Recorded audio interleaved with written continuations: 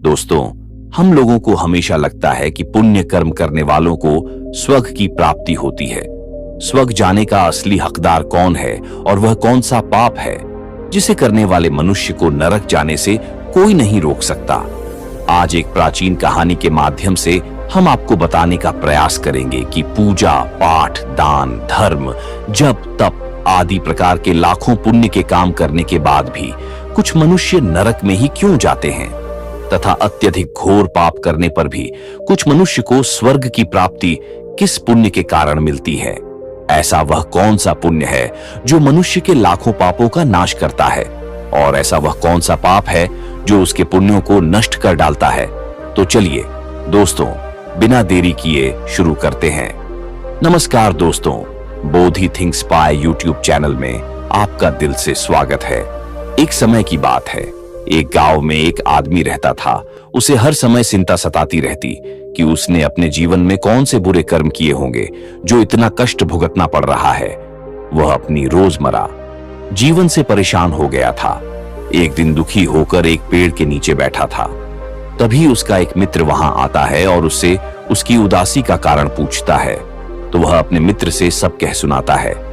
तब उसका मित्र कहता है, भाई तुम चिंता मत करो, गांव से कुछ दूर एक महात्मा अपने आश्रम में रहते हैं, तुम उनके पास जाओ।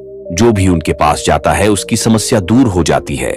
तब वह आदमी कहता है कि भाई अगर ऐसा है तो मैं आज ही उनके पास जाऊंगा। फिर वह आदमी उस महात्मा से मिलने के लिए निकल पड़ता है। गांव से कुछ दूर चलने के बाद उसे एक आश्रम दिखता है। वह आश्रम में जाकर महात्मा को प्रणाम करता है और अपनी समस्या उन्हें बताता है।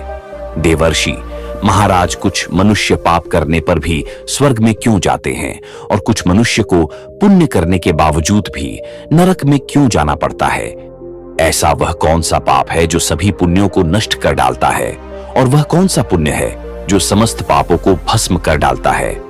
तब महात्मा मुस्कुराते हैं और कहते हैं, भंते, आज तुमने संसार के कल्याण हेतु उत्तम प्रश्न किया है। इसी संदर्भ में आज मैं तुमको एक प्राचीन कहानी सुनाता हूं, जिसे सुनकर तुमको तुम्हारे सभी प्रश्नों के उत्तर मिल जाएंगे। इसीलिए तुम इस कहानी को ध्यान से पूरा जरूर सुनना। वह आदमी कहता है, हे महात्मा, आपके मुख से इस कहानी को सुनना मेरा सौभाग्य है।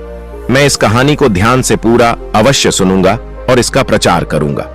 शायद इससे मेरे जीवन में कुछ प्रभाव पड़े। महात्मा कहते हैं, भंते, पूर्व काल की बात है। मध्य देश के एक नगर में एक ही समय पर 4 व्यक्तियों की मृत्यु एक ही साथ हुई थी। वे सभी लोग विचारों में अलग अलग और अलग अलग प्रदेश के रहने वाले थे। केवल संयोग से ही उन चारों का अंत एक ही समय पर हो गया था। एक ही समय पर यम के 2 दूत उन चारों को लेने के लिए आए थे।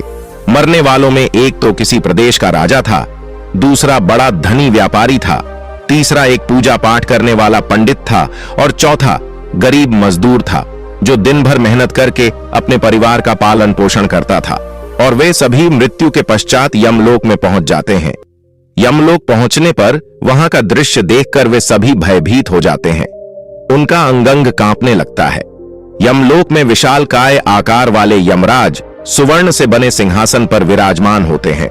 उनके पास चित्रगुप्त बैठे होते हैं, जिनके पास सभी प्राणियों का लेखा जोखा रखा हुआ है।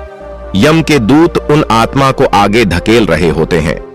कुछ मनुष्य जोर जोर से विलाप कर रहे होते हैं, तो कुछ मनुष्य अत्यंत प्रसन्न होकर चल रहे होते हैं।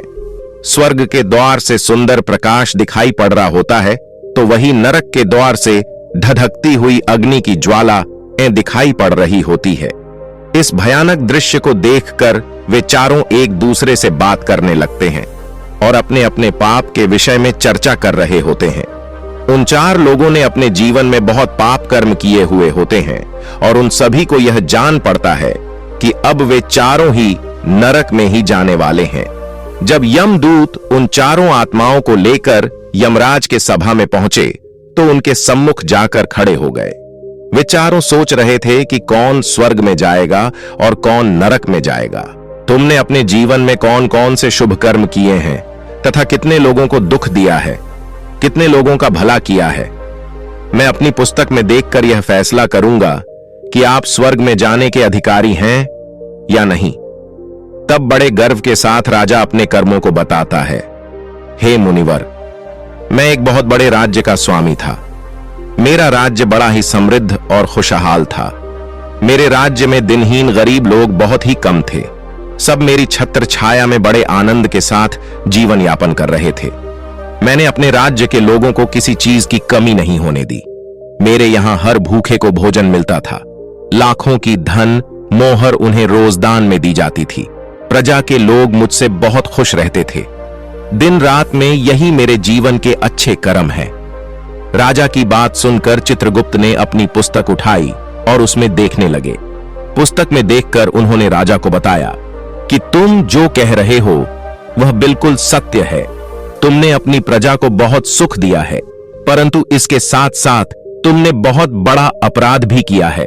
तुमने अपनी राज्य की सीमा को बढ़ाने के लिए जितने युद्ध लड़े हैं, उन युद्धों में हजारों लाखों की संख्या में सैनिकों ने अपनी जान गंवाई है। उन सब की मृत्यु का कारण तुम बने हो। उनके परिवारों को, उनके बच्चों को अनाथ करने वाले तुम हो। उनके स्त्रियों को विधवा बनाने वाले भी तुम हो। उनकी मां की गोद भी सुनी करने वाले तुम हो। तुमने अपने ही सैनिकों के हजारों परिवारों को हमेशा दुख दिया है। युद्ध लड़कर राज्य बढ़ाने से अच्छा था कि तुम अपने पड़ोसी देशों से मित्रता करके उनके साथ व्यापार बढ़ाते। आपका राज्य तब भी समृद्ध और संपन्न रहता। तुमने अपनी प्रजा को नहीं, सैनिकों को सुखी बनाया। इसलिए तुम स्वर्ग के अधिकारी नहीं हो। यहां बात सुनकर राजा चुपचाप पीछे हो गया। उसके बाद चित्रगुप्त ने व्यापारी से पूछा, आपने धरती पर कौन कौन से अच्छे कर्म किए हैं? तब व्यापारी कहता है, हे भगवान, मैंने धरती पर जितना धन कमाया उसका आधा भाग अच्छे कामों में लगाया।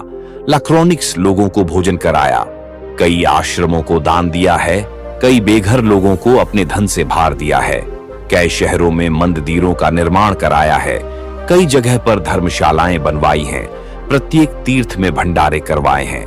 यही मेरे जीवन के अच्छे कर्म हैं। व्यापारी की बात सुनने के बाद चित्रगुप्त ने अपनी पुस्तक खोली, जिसमें उसके जीवन के सारे अच्छे बुरे कर्म लिखे हुए थे। फिर यमराज कहते हैं, अरे दुष्ट, तूने जो पाप किया है वह तो उन चारों के पापों के सामने कुछ भी नहीं है। तेरे एक पाप के कारण तेरा सारा पुण्य फल नष्ट हो गया है। यदि तूने यह पाप नहीं किया होता तो तू स्वर्ग में जा सकता था, लेकिन तूने यह पाप जानबूझकर किया है, इसलिए तुझे नरक में अवश्य जाना पड़ेगा। इतना सुनकर वह धनी व्यापारी बोलता है, हे धर्मराज, इन चारों ने जो भी पुण्य किए हैं वह तो मैंने भी किए हैं, बल्कि उनसे ज्यादा किए हैं। फिर भी मैंने ऐसा कौन सा पाप किया है जो मुझे नरक में भेजा जा रहा है? यमराज कहते हैं, हे दुष्ट, याद कर, तूने उस अबला विधवा नारी पर गलत लांछन लगाया था कि उसने तेरे घर पर चोरी की है, और इसके साथ ही तूने उसके ऊपर कई अन्य गलत लांछन लगाए थे।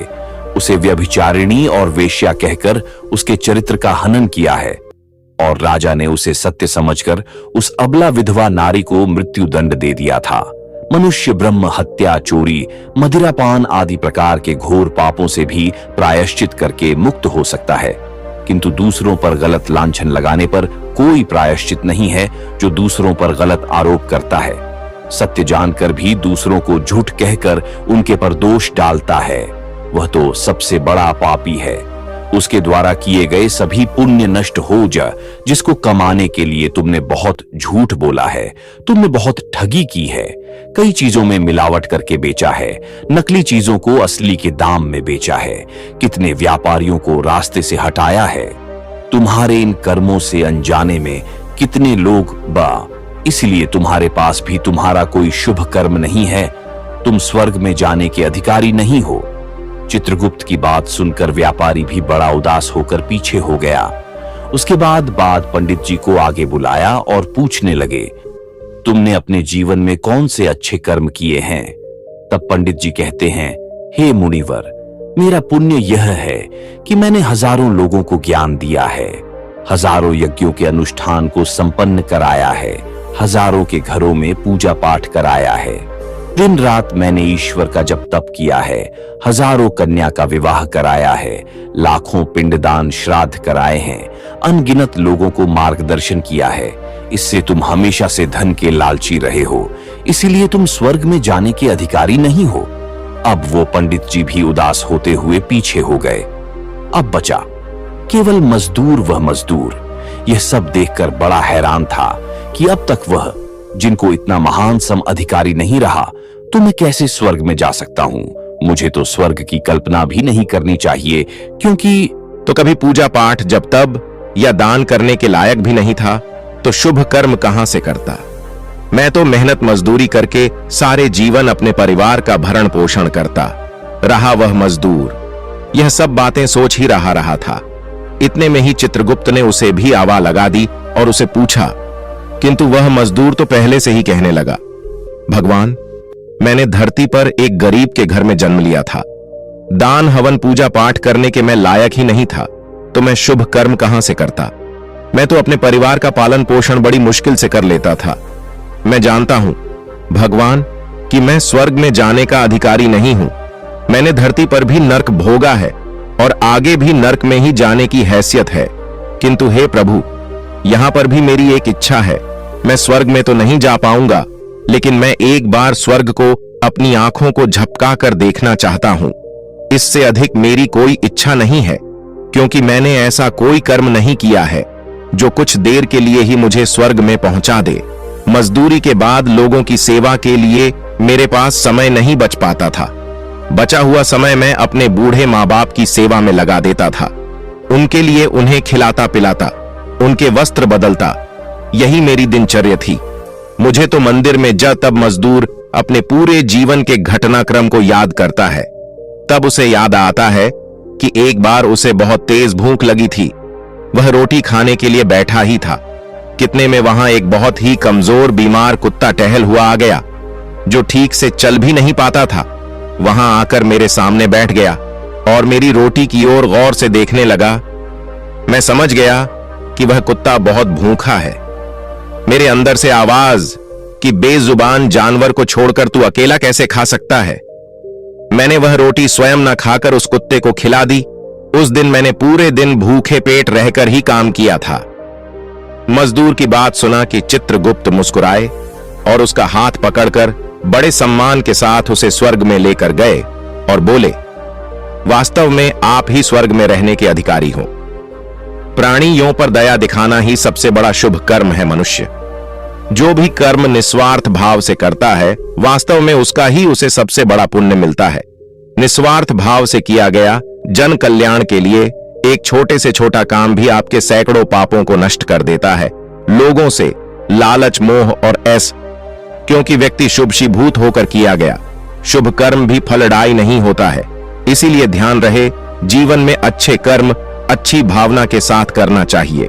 क्या आपने किसी से धन छीनकर या चुराकर कर्म में लगा दिया हो, धन आपने किसी से गलत करके लिया हो और बाद में उसी धन को दान पुण्य में जाने से नहीं उभर सकता।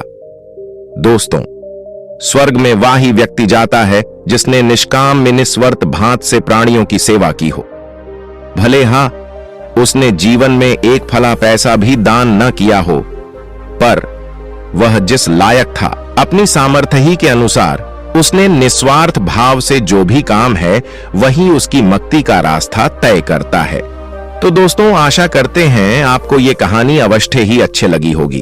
तो दोस्तों, कैसे लगी आपको ये कहानी, आप हमें कमेंट सेक्शन में जरूर बताना, और अच्छी लगी हो तो इस चैनल को सब्सक्राइब जरूर करें। तो चलिए मिलते हैं ऐसी ही कोई नई कहानी में, तब तक के लिए अपना ख्याल रखें।